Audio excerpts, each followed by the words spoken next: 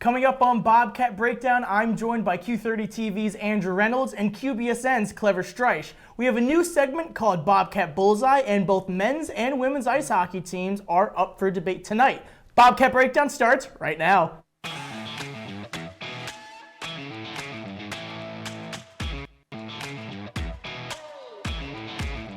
I'm going to shock the world here. I'm calling for an open tryout. If anyone is watching this, I'm calling for an open tryout. I got a year of eligibility You left. might have some. Anthony, where is home for you? Home is Medland. That's wrong. All right, I hear what you're saying, but I'm just have to disagree. While we were in class this morning, I was watching his mixtape, and this guy catches and shoots from anywhere. Are you ready for some debate? Because Bobcat Breakdown starts right now.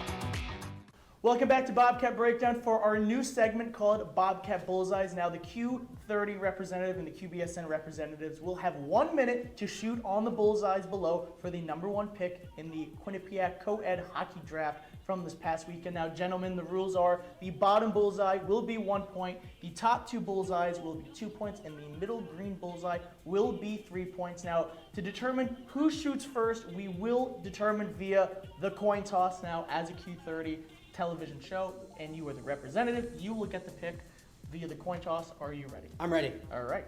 Heads.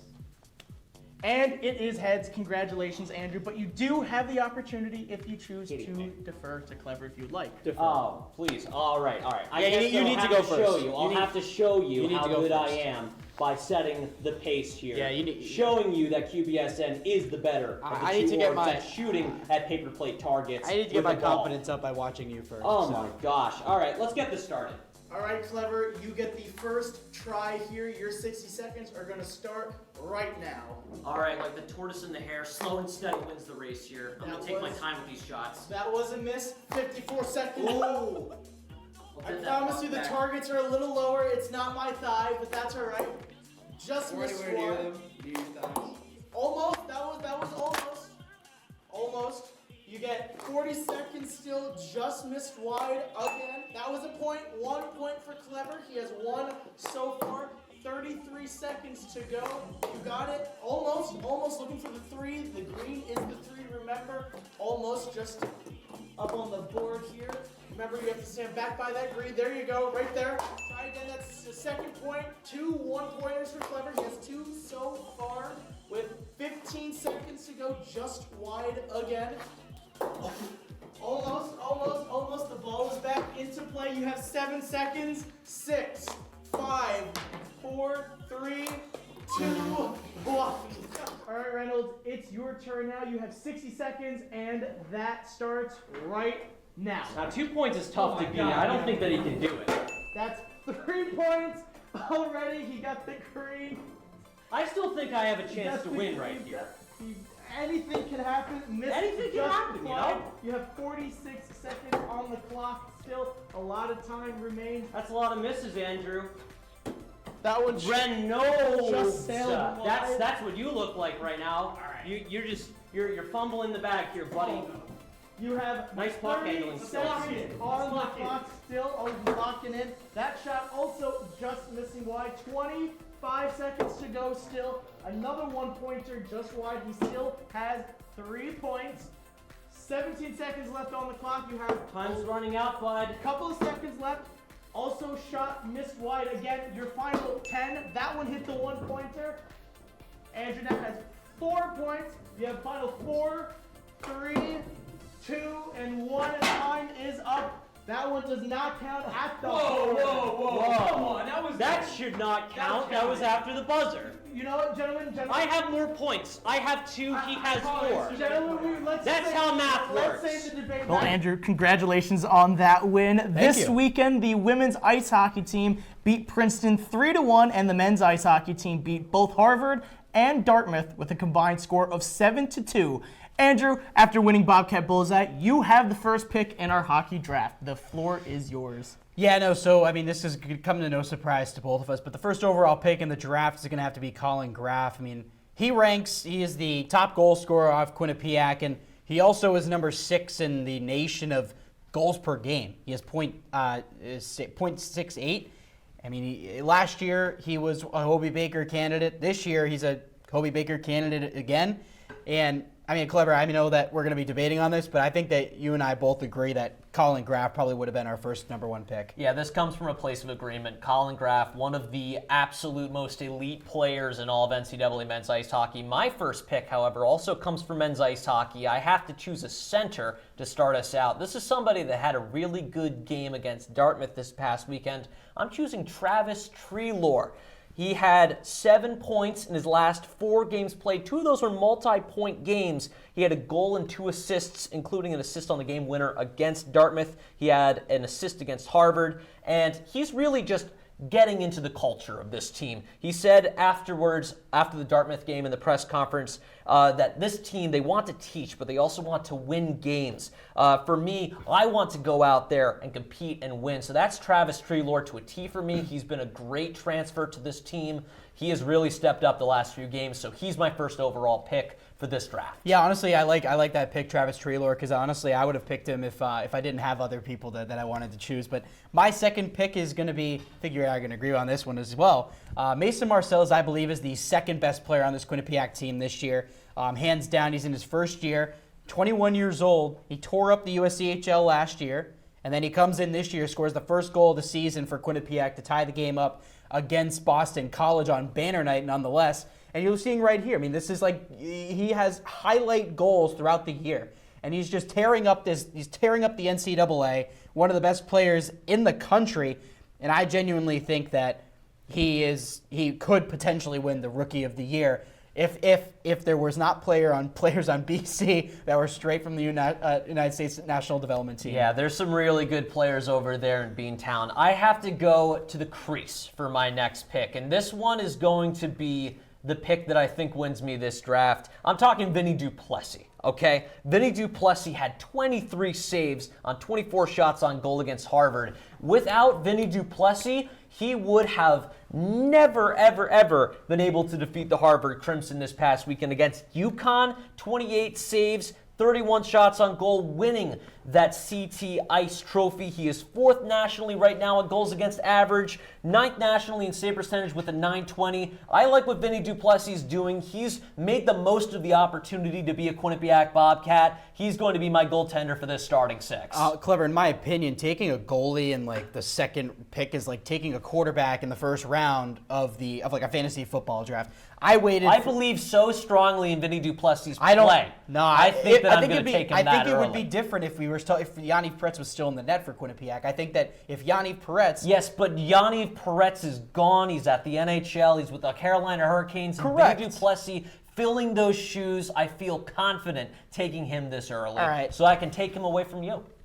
Well, I wasn't going to pick him anyways, but number 3 for me is I'm going to pick the first women's hockey player. I'm going to pick Kendall Cooper. I think Kendall Cooper is... Honestly, when you look at the top scorers on this Quinnipiac team, or points rather, you see Kate Riley is the first, but Kendall Cooper is not far down below that. And I think Kendall Cooper is quite honestly one of the best offensive defensemen in the entire country, but also Quinnipiac as well.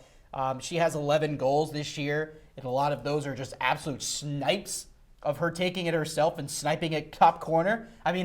Kendall Cooper, she's not going to be, I don't think she'll be here next year, but she is going to be a huge miss for this Quinnipiac team. She's been really solid on that blue line. Yeah, that's a good pick. 2-time ECAC second team. I'm going to go with another Quinnipiac women's hockey defenseman. The leader in points of this team, we're talking Kate Riley on my left D. 14th in NCAA overall scoring as a defenseman. 35 points, 30 games. She had a goal and assist against Princeton. She had a game-winning goal on the power play. She is captain clutch. She is co-captain clutch, if you want to be specific, for the Quinnipiac women's ice hockey team. But there is a reason that Kate Riley is the offensive leader. She is one of the most clutch players. When you need a goal in a pinch, go to Kate Riley. She'll shoot the puck from the point. It finds twine every single time.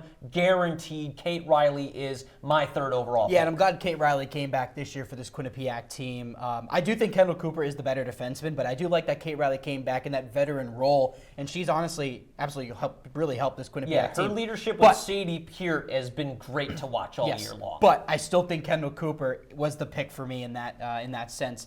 But for my 4th pick, I'm going to go Davis Pennington. Wow. Davis Pennington, he got Defender of the Week for the ECAC this year. He also got it the first week of the year against in the Boston College game.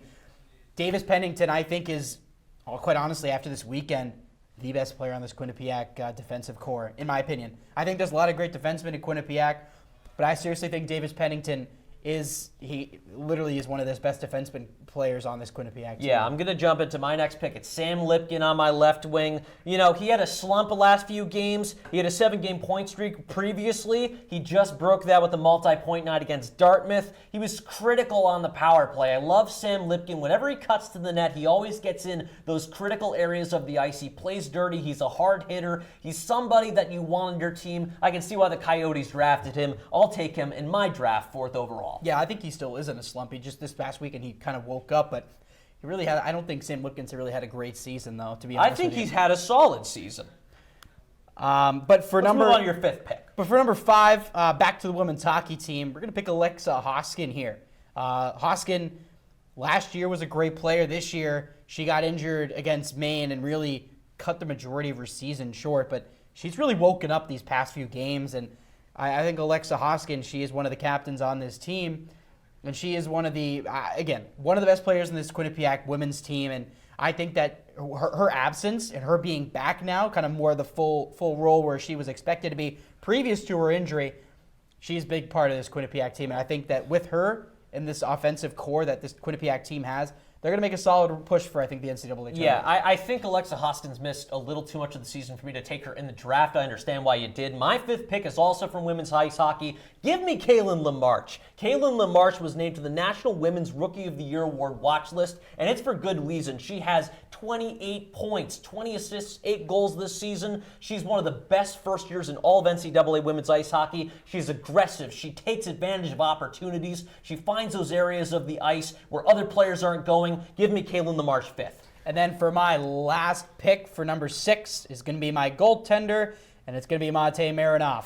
I actually wanted to choose him over Vinny Duplessis in the context of this weekend. I thought that Matej Marinov played an incredible weekend. That game against Dartmouth kept Quinnipiac in it until the end. I mean, they just had that weak goal, which was a back corner goal with 10 halfway through the 3rd period with a man advantage on the penalty kill. But Matej Marinov was lights out throughout this game. He has total 14 goals against the entire season, and although he hasn't played as much as Vinny Duplessis has, as he's a first year, I think that Matej Marinov is going to be a really solid player for this Quinnipiac team moving forward in the future. I disagree with that pick. I think he's the future, but right now I have to go with Cooper Moore. He's one of the best defensemen on the team. I love that Cooper Moore is doing the things that are off the score sheet. He led the team in blocks against Harvard and Dartmouth with 3 blocks each. He takes the body, he makes impacts. I'm taking Cooper Moore. Let's take a look at my starting 6 right now. We're going to take a look at all 6 of my players. I've got Travis Treloar, Vinny Duplessis, Kate Riley, Sam Lipkin, Kaylin LaMarche, Cooper Moore. This is my all-star squad. I'm rolling with these 6. I feel good about this one. Yeah, and I like my squad as well. I mean, quite honestly, when you look at the context of both teams, they're both really good. But I think my team has all of the star players on that team. And you look, Colin Graff, number 1. Number 2, Mason Marcellus. Top 2 players on this Quinnipiac team. And then number 3, Kendall Cooper. Arguably the best defenseman on the Quinnipiac team. Davis Pennington, another great defenseman. Alexa Hoskin, top goal scorer, coming back, getting back more into the routine for Quinnipiac. And Matej Marinov had an incredible weekend for Quinnipiac. Although Vinny Duplessis has been the starter, Matej Marinov had an incredible weekend against Dartmouth in one of his first few starts of the year. All right, now, gentlemen, that was a great debate. But, well, it might be cold outside, but the debate is certainly heating up in here. But stay with us because Bobcat Breakdown will be right back.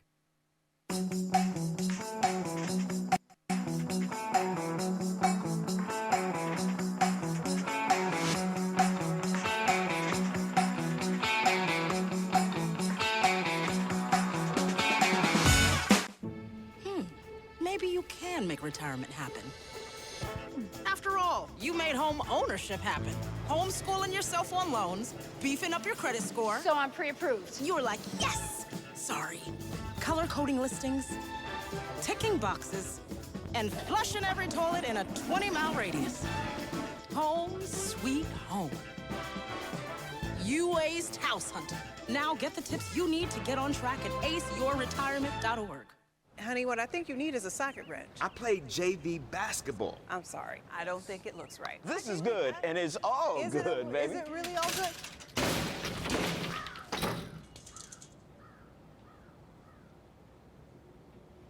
If you love me enough to routinely test your handyman skills, not to mention the strength of your marriage, then of course you'll visit nhtsa.gov/therightseat to make sure I'm in the right car seat. I'm gonna call my dad. Meet the scan, a simple procedure whose mission is to detect lung cancer early.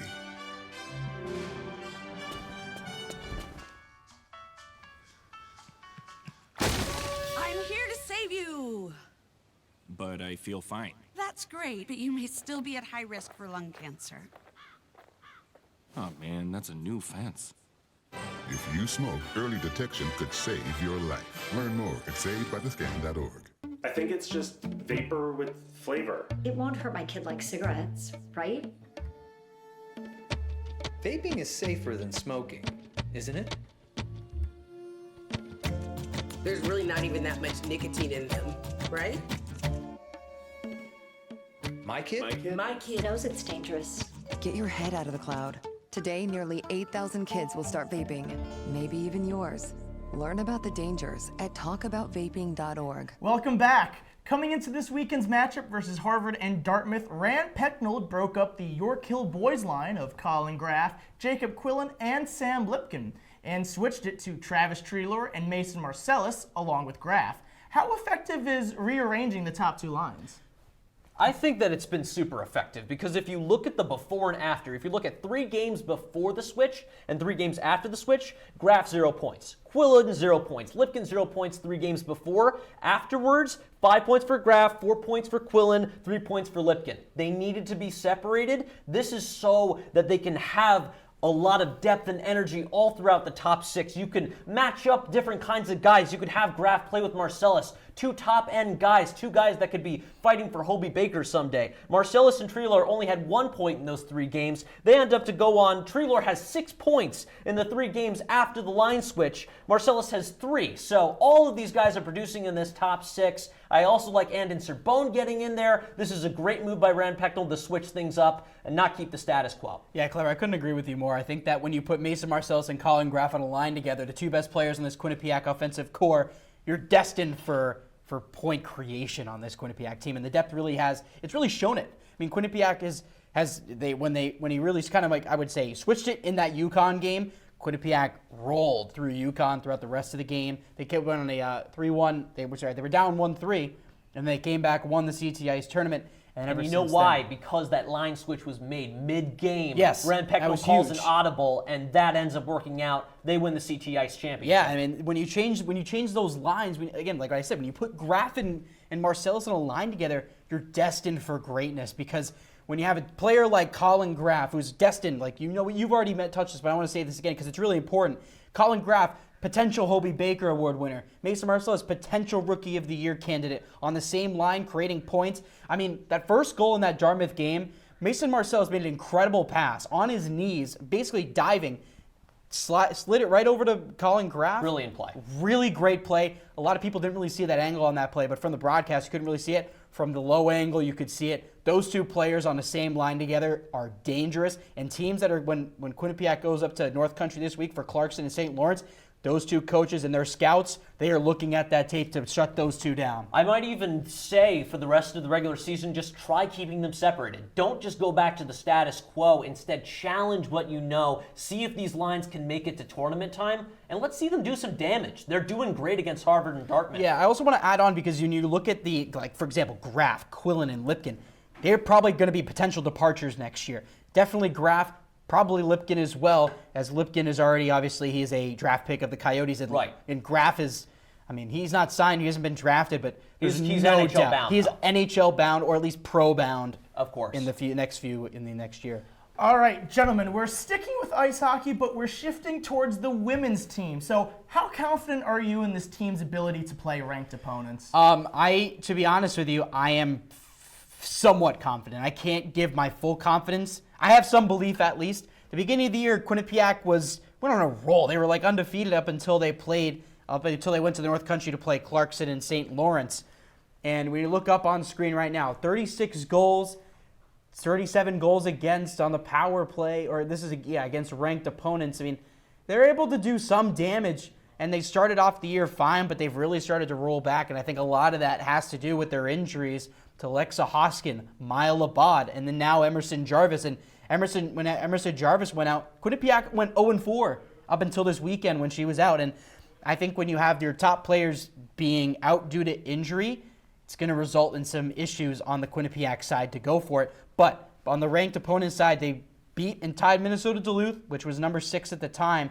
And I mean, this Quinnipiac team, they have the tools. The question is, can they put them together to beat these ranked opponents, especially when the ECAC is filled with them? Yeah, it's a mixed bag for me. They're 7-6-1 against ranked opponents. Against ranked ECAC teams, 5-6. Top 10 ECAC teams, 1-5. Top 5 teams in general, 0-3.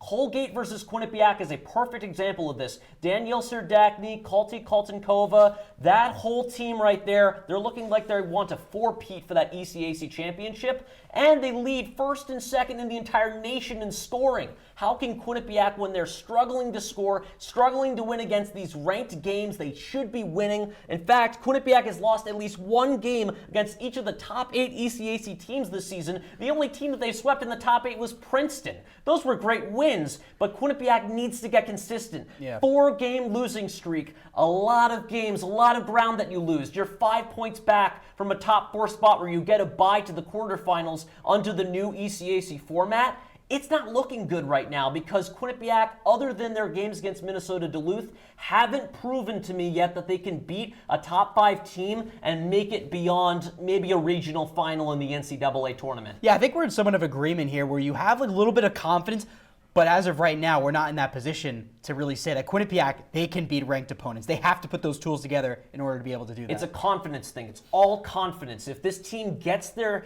mojo together, they're able to pick themselves up, they can play teams like Ohio State, but right now I'm just kind of a mixed bag. So just like the women's ice hockey team, we too are in the final stretch of this show, but stick with us because we'll be right back.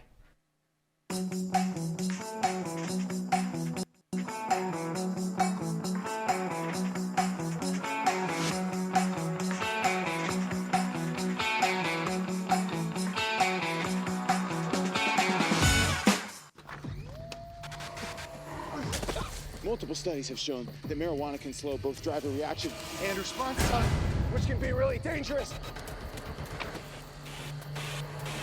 It's here. It's here. Wait. What? I can't drive. What? My. Oh.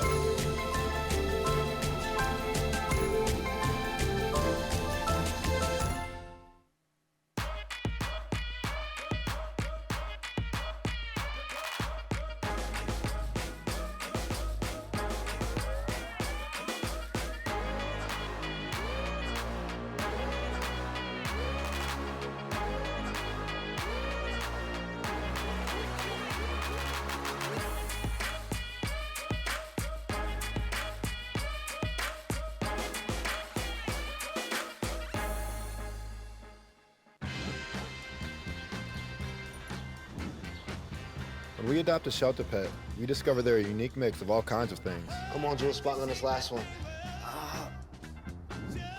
There it is.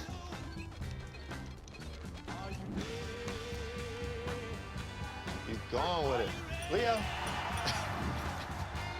They're a little bit of a lot of things, but they're all pure love. Before tonight's final roars, we're going to quickly take a look at the top 4 plays of the week brought to you by QBSN, so roll the tape. Number 4. To Firebaugh, not exactly playing quickly. Redmond to Firebaugh, gotta shoot it. Blocked by Keeley, swallowed up, and it's gonna be out of bounds there, but what a... Number 3. They win the ensuing face-off. Now it's on the stick of Mason Marcellus on the near side. Marcellus goes down. Graf cutting towards the net, shooting, and scoring! Colin Graf scores, and the Bobcats lead 1-0.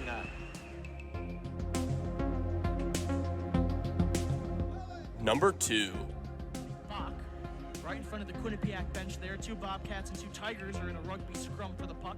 Cooper comes into the neutral zone. Cooper on one. Cooper shoots, and she scores! Did you see that one from Kendall Cooper? If you didn't, it's a highlight reel goal. Bobcats up by 3.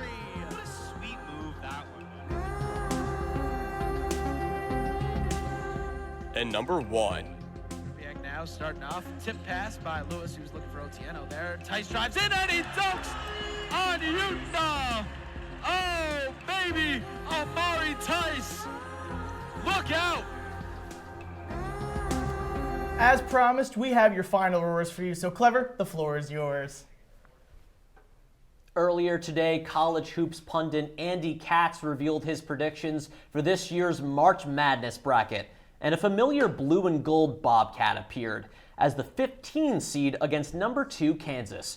Now, we won't know if this gaze into Katz's crystal ball will come true until the dance in Atlantic City in 5 weeks, but even if Quinnipiac is the next Cinderella act from the MAC, alliteration, its dominance in conference play shows that this squad's credentials are legit. 9 straight wins in MAC play, first place in the standings, and a spot in this week's mid-major top 25. This is the same team that was eliminated last season by an 11-seeded Marist and finished the 21-22 campaign dead last in the MAC. Talk about turning a corner. We've seen career years for vets like Savion Lewis, who ranks 2nd nationally in assists per game, and Mac belonged with a team-leading average of 18.6 points. And you can call Amari Tice Mr. SportsCenter Top 10 after he put Canisius on a poster on Sunday. For a program that has finished above 500 in 6 of the last 14 seasons since qualifying for the 2010 NIT tournament, 2023-2024 is an opportunity Quinnipiac basketball fans have waited for. Right now, Tom Pecora's squad is the cat's meow of the MAC, and even more so with this bracket premonition. Collegiate lacrosse returns this upcoming weekend with the men's team traveling to Queens, New York to take on the St. John's Red Storm. And 2 weeks later, the Quinnipiac women's lacrosse team starts their season in New Haven against the Yale Bulldogs. Last season, the team had their best season in program history in its 20-year history. They hosted a playoff game for the first time in program history and won their first postseason game since joining the MAC in 2014. Many of the players credit success to Tanya Kotowitz, head coach of the Bobcats from 2017 to 2023. In January, Quinnipiac announced she would be leaving the program, with her interim head coach Jordan Christopher stepping into the major role to try and continue the success of what Kotowitz did from coming in 2017 and rebuilding the program. I believe that since the Bobcats have nearly an identical core from last year, they should be as good as they were. If they are not, however, this season will be, in my opinion, a failure and will be a step in the wrong direction for a program and athletic department that has thrived over the past 2 years. Last weekend, the men's ice hockey team captured their 3rd straight CT Ice championship versus UConn. And yes, you all know that. What some people might not know is that after the final game versus UConn, Rand Pecknold mentioned how last year, once they captured their 2nd straight championship, it was a reset for them en route to their first NCAA national championship. This year should be no different. After a rocky first half of the season due to a roster turnover and losses to lesser-ranked teams, the men's ice hockey team should view this 3rd CT Ice championship the same way as last year, a chance to turn the page on the first half of the season and focus down the road in an attempt to keep and defend their 2nd national championship. Use this 3rd straight CT Ice win as a stepping stone and regroup as a team. You've gotten one taste of a championship. Now use that to defend the Den and bring a 2nd title to Hamden. That's all we have for you tonight, but feel free to stay connected with us on Instagram and X. For more content, go to Q30tv.com. And for everyone behind the scenes, my 2 analysts, Clever and Andrew,